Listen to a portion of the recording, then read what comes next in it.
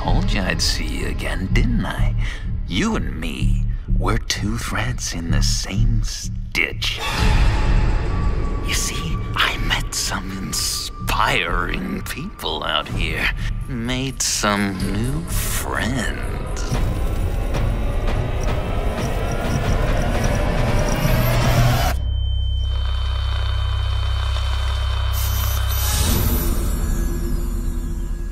We are going to have so much fun.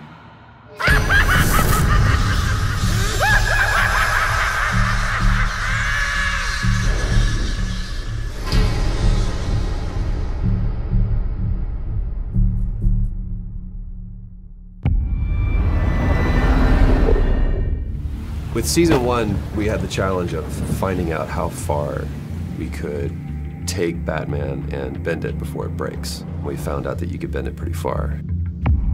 The thing that's a lot different for us is that we do a lot of gameplay as Bruce Wayne, which most games are very focused on Batman. In our game, you play both as Bruce and as Batman, so both sides of the identity. Season 1 was a story about you as Bruce Wayne, seeing everything around you kind of understood to make you up kind of all fall apart.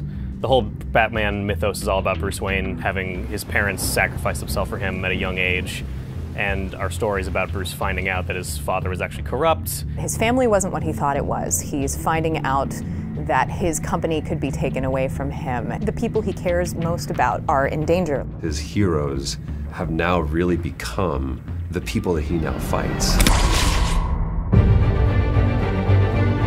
There's a great quote by Harryhausen: "The best monster is one you can imagine in repose." In season 1, we got a chance to set up some of the villains that people are the most familiar with. But in The Enemy Within, we get to see those villains, those monsters in repose.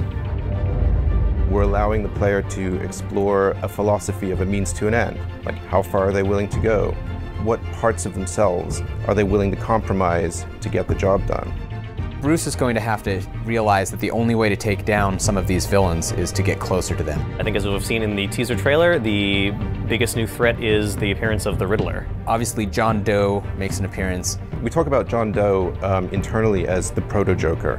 Obviously, Telltale Games are all about choices. They're all about talking, and then every time you talk to John Doe, you should be wondering, is he listening to what I'm saying? He very well might be. The thing that I've always loved about Telltale Games is there's a partnership between myself and the game, to where I am helping to create my own narrative. The stakes have never been higher than it does with a Batman game, because now I'm creating my own Batman. The sandbox goes from here to here.